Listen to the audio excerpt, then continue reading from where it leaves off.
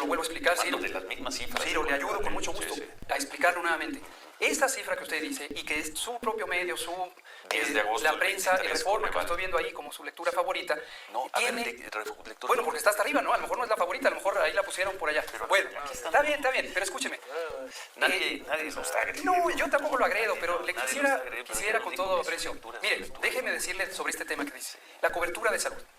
¿Sí? Sí, por favor. Entonces, Bueno, así fue un poco la respuesta de Hugo López-Gatell, un poco fuerte, porque Ciro Gómez Leiva juega la estrategia. Ahorita le paso la entrevista completa, porque Ciro Gómez Leiva siempre trata de hacer el juego de pobrecito de mí y da el golpe certero, como un alacrán, así como lo ve usted.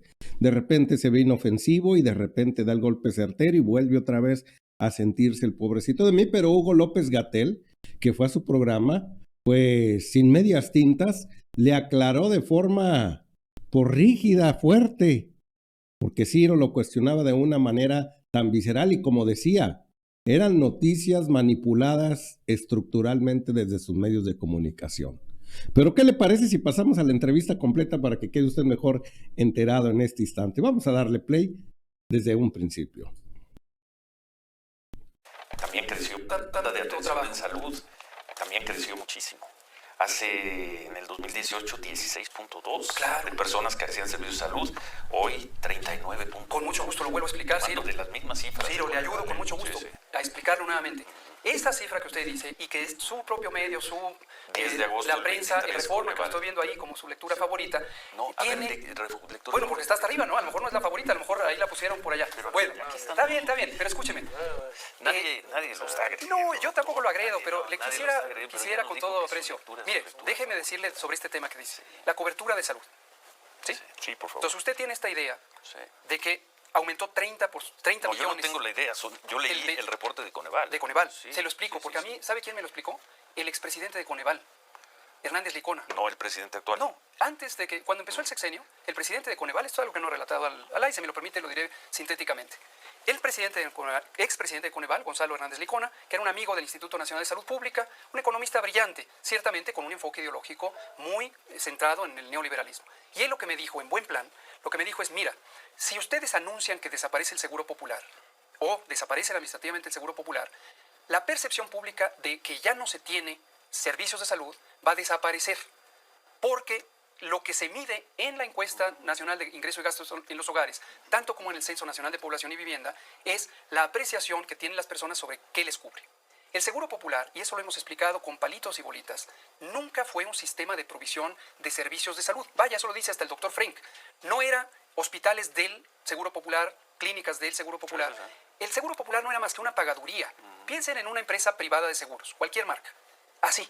Entonces, en el momento en que se cambia ese modelo muchos casos y se funcionaba. integra el presupuesto Que en muchos casos a funcionaba. las instituciones de Sí. salud, viene esta percepción de que ya no tengo. El Seguro Popular fue principalmente un aparato de propaganda. Se ponían plaquitas, cualquiera que lo haya vivido lo sabe, en las casas donde decía, este hogar está protegido por el Seguro Popular. Entonces, ese dato lo que mide es la pérdida de esa afiliación.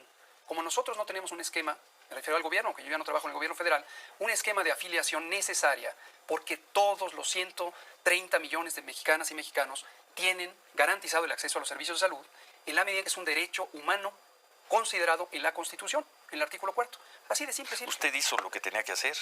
Está tranquilo, no voy a decir satisfecho, porque siempre se dirá que Nunca se se pudo puede haber estar hecho más, satisfecho pero cuando hay usted una... está tranquilo con usted, con Hugo Hicimos López-Gatell. el gobierno de Con México, usted. Hugo López-Gatell Con y usted. todos, se lo digo, Sí. Ciro, Sí. ¿me permite? Venga. Gracias. El gobierno de México, Hugo López-Gatell, el mundo entero, la mayoría de los gobiernos, hicimos todo lo posible por mitigar un fenómeno natural que irremediablemente nos va a llegar una y otra vez. Este tamaño de problema no había llegado en 100 años e hicimos todo lo posible a partir de las condiciones reales. Una pobreza importantísima en México, gran desigualdad social, un estado de salud deterioradísimo por las enfermedades crónicas ligadas a la mala alimentación y la comida chatarra y la bebida chatarra, y un sistema de salud que desde 1983 se encargaron de desmantelar.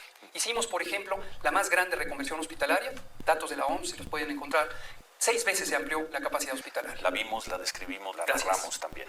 ¿no? Gracias. Como fuimos narrando todos. ¿Cómo no? Usted hizo lo que tenía que hacer. Sí, usted definitivamente. está tranquilo con usted mismo. Mi conciencia está tranquila en que con las realidades que vive este país, con los recursos que tenía el Sistema Nacional de Salud y con un maravilloso apoyo, conciencia y sentido de solidaridad del pueblo mexicano, logramos impulsar sin represión, sin autoritarismo, como ocurrió en la mayoría de los países en América Latina o incluso en Europa, en donde hubo sanciones administrativas, restricciones forzadas, sin necesidad de Italia, eso, España. solamente con la comunicación honesta, franca, directa, la persuasión de que las personas respetaran los tiempos de confinamiento, la jornada de sana distancia, el semáforo, que se conociera ampliamente en más de 190 documentos públicos cuáles eran los mecanismos para acceder a la atención médica, que aseguramos que hubiera los insumos, incluyendo las vacunas, oportunamente, y dentro de los países de ingreso semejante fuimos el primero de América Latina en tener vacunas y el primero en terminar de vacunar. Entonces hicimos todo lo que estaba en posibilidades de hacerse, buscando siempre proteger a la población. 6 personas, cuando menos, 6 personas lo denunciaron, ya lo acusan de... Bueno, ahí ve a Ciro Gómez Leiva tratando de sacar de sus cabales al, pues ahora precandidato para ser candidato hacia la jefatura de la Ciudad de México, pero ¿cómo van las encuestas y por qué López-Gatell es parte de esta fórmula para ver quién queda como candidato del movimiento ahí en la Ciudad de México? Escuchemos en este momento a Ciro Gómez Leiva y al gran Hugo López-Gatell, que se defiende con argumentos. Y pues como siempre, la manipulación de Ciro Gómez Leiva es porque sus argumentos los trae de una sensibilidad errónea. Vamos a darle play. Doctor, hasta el momento. Claro. No hemos visto sorpresas en las encuestas de Morena. Sí. Buen día. Gracias por estar con nosotros. Gracias, Ciro. Efectivamente, estamos participando en el proceso interno para seleccionar a la persona que encabece la transformación en la Ciudad de México. Esto es algo que donde sí hubo sorpresa fue en la expectativa pública. La gente no sabía que yo iba a participar, que Hugo López-Gatell iba a estar en la encuesta de Morena para seleccionar a la persona que encabece la transformación, pero hoy Hugo López-Gatell está en esa encuesta, está en ese proceso, estará en la encuesta. Fue muy interesante porque a lo largo de algunos meses estuvimos monitoreando justamente estas encuestas, diversas encuestas. Encontramos un fenómeno interesante en donde estaba Gatell en los primeros 2 lugares y súbitamente desapareció. Las demás encuestas ya no empezaron a tomarlo en cuenta, a pesar de que estaba en primeros o segundos lugares. Esto lo platicamos con personas expertas en la materia y lo que nos dijeron es: no te desaparecieron porque no te pronuncias, no te has manifestado, que estás interesado, que quieres, que puedes. Pero hoy quiero, puedo y estoy registrado para ese proceso.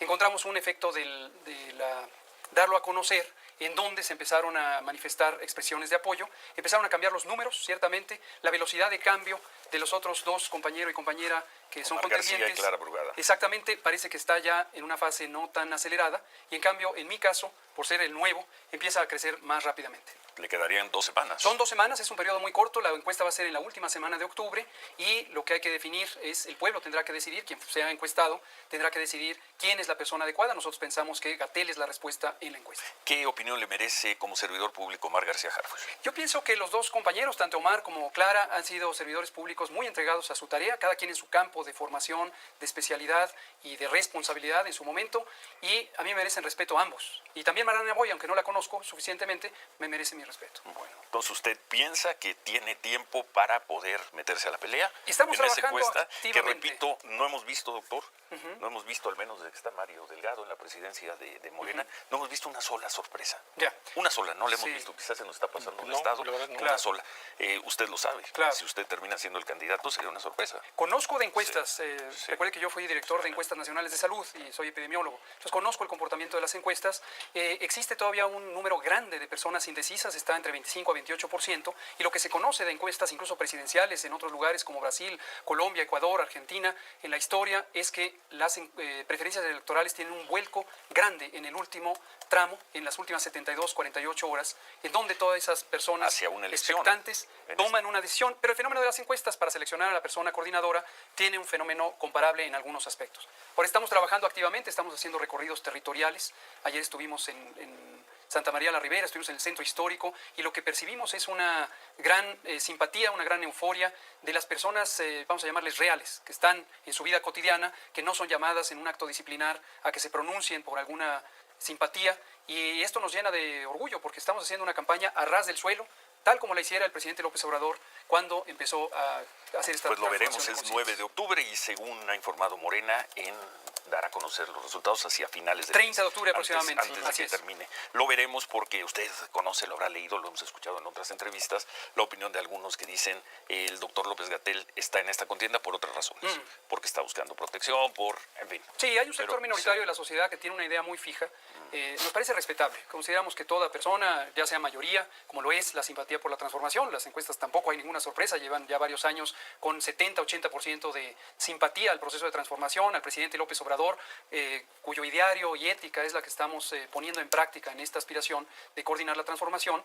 Y de todos modos sabemos que hay otros segmentos minoritarios de la sociedad que tienen ciertas opiniones que deben ser escuchadas y respetadas. Bueno, pues por lo pronto usted tiene que resultar más atractivo para los suyos, Así es. para la gente del movimiento, para la gente morena, que Omar García Harfuch, que Clara Brugada, ha mencionado también a Mariana Boy. Eso lo sabremos en un par de semanas. Hacemos una pausa y al regresar, sabe que fuimos muy críticos con su gestión durante el COVID.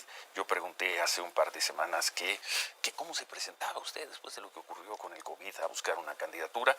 Quisiéramos tocar ese tema. Con mucho Tenemos gusto. que hacer una pausa. Claro que sí. Son las 9:20 y medio del estallido informativo de la pandemia del COVID. Los primeros casos se dieron desde finales del 19. Empezamos a saber de sus efectos en China, luego en algunos países de Europa, en enero, febrero del 2020 y a partir de marzo. En México, recordarás, el primer contagio fue una gran noticia, la primera persona que murió fue una gran noticia, y ahí surgió como figura del gobierno, no solo como figura de comunicación, era quien nos mantenía informados todos los días, el subsecretario López-Gatell, sino hasta donde entendimos. El presidente López Obrador le dio la encomienda de estar al frente de los trabajos de COVID. Eso fue lo que entendimos. Fueron momentos nuevos para todos. Hubo mucha desinformación, hubo seguramente muchos adjetivos de más. Pero lo que tenemos años después es un gran número de mexicanos muertos. Y nosotros preguntábamos y seguiremos preguntando por qué fueron tantos los mexicanos muertos. Vimos también, y esto ocurrió en otros países y también en México, cómo hubo momentos en que el sistema hospitalario quedó desbordado. Y contrario a lo que dice el presidente, sí vimos a muchas personas morir en la calle o morir en sus casas, especialmente en el rebrote de COVID de diciembre del 20, enero, febrero del 21. De ahí la pregunta al doctor López-Gatell. También, por cierto, hicimos siempre un reconocimiento al extraordinario esfuerzo de vacunación del gobierno mexicano. Extraordinario. Cuestionábamos y preguntábamos por qué tantos muertos y veíamos cómo desde enero del 2021 se empezó a vacunar. Creo que la primera vacuna se puso el 24 de diciembre, pero digamos la vacunación empezó en enero. Entonces yo le pregunto, doctor, ¿cuántas personas murieron derivadas de la pandemia? ¿Cuál es la cifra? Sí, que tenemos, digamos, a finales del año pasado, principios de este año. Sabemos que hoy sigue muriendo alguna que otra persona por COVID. Claro. ¿Qué cifra debemos manejar? Claro. Porque hay cuando menos 3 datos que tenemos aquí. Cómo no. Lo que usted señala es una realidad muy importante que nunca debemos olvidar y debemos siempre honrar con respeto a toda persona que haya fallecido, desde luego por cualquier causa, pero también por una epidemia, una pandemia que como nunca en 100 años, afectó absolutamente a toda la humanidad. A toda la humanidad. La suma de personas que se estima fallecieron en el mundo entero pudiera estar rebasando los 30 millones de personas en todo el mundo. Y países ricos, países de medianos ingresos, países pobres, todo el mundo tuvo grandes pérdidas. Pero lo que es notorio, y es una de las lecciones formalmente aprendidas por los organismos internacionales, por las agencias de salud pública del mundo, y yo diría que en general por las naciones, las sociedades, es que hubo 3 determinantes principales de que el COVID fuera muy agresivo o muy dañino, o que no lo fuera tanto, aunque de todos modos fue, incluso en Suiza, en Alemania, en España, en Reino Unido, en Italia mismo, donde fue uno de los primeros países afectados. Y es muy importante no perder de vista esto, porque si no entra una sensación como de desamparo de que solo lo que uno ve en la realidad concreta de su país existió, cuando este es un fenómeno mundial por definición. Sí. Pero como le comento, hay 3 lecciones aprendidas que nos deben llevar además a actuar para cambiar ese estado de cosas. La primera es que la desigualdad social, la desigualdad socioeconómica, fue el principal determinante del daño por COVID. Por supuesto, hubo personas adineradas, personas con recursos que también sufrieron este problema, pero no hay duda que las personas con menor capacidad social y económica sufrieron más. Y México tiene una gran desigualdad todavía. Logramos en este gobierno que 5 millones de personas salieran de la pobreza, como no había ocurrido en 34 o 38 años, pero todavía hay mucho que hacer. Segundo. La segunda importantísima es el estado de salud de la población. Como se conoció científicamente desde el principio de la epidemia de COVID, las enfermedades crónicas, estamos hablando de diabetes, hipertensión, sobrepeso, obesidad y múltiples cánceres, que están asociados a la mala alimentación principalmente. La mitad de las muertes anuales en México desde hace casi 20 años son causadas por la mala alimentación. Y como dijimos y explicamos también muchas veces, la mala alimentación no es una decisión individual. Uno come lo que está disponible en el mercado y el modelo de alimentación de México desde los años 80 Usted lo dijo efectivamente muchas está ocasiones. inundado de comida Entonces, chatarra, bebida chatarra. Las diferencias. Hemos sido primeros lugares en estas enfermedades, en diabetes, Sí, lo juvenil, sabemos. etcétera. Entonces, la condición socioeconómica, El estado de salud el previo. estado de salud y tercero, Y tercero, desde luego, la capacidad de respuesta del sistema de salud.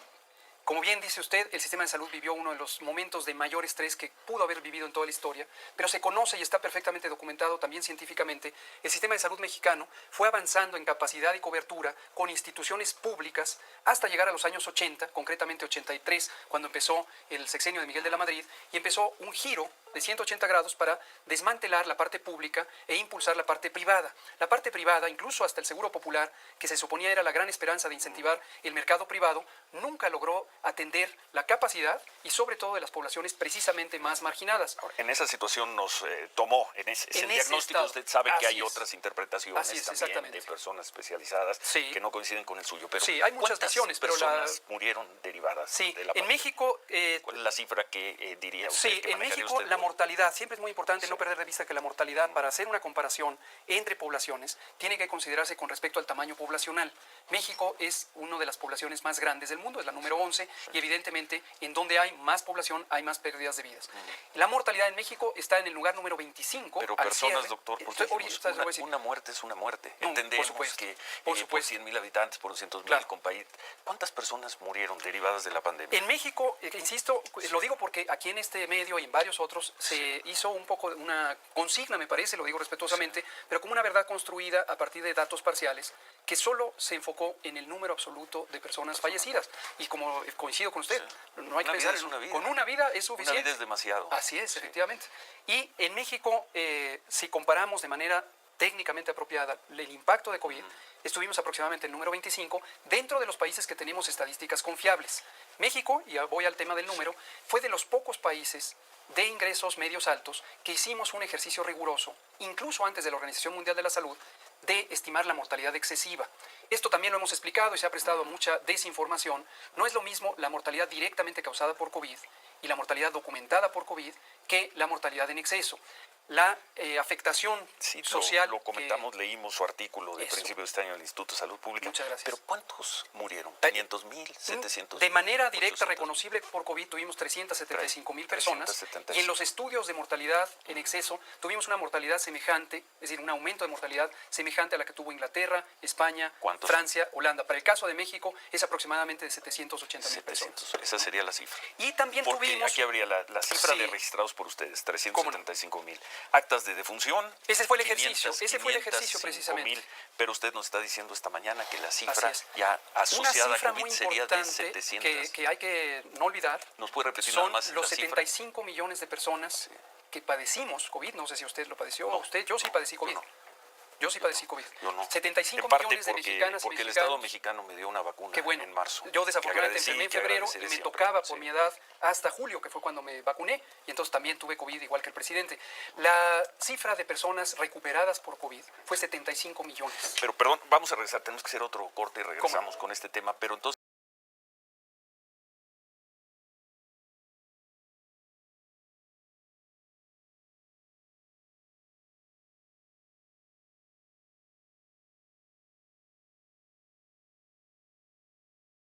Perdón, no tenía audio, perdón, una disculpa.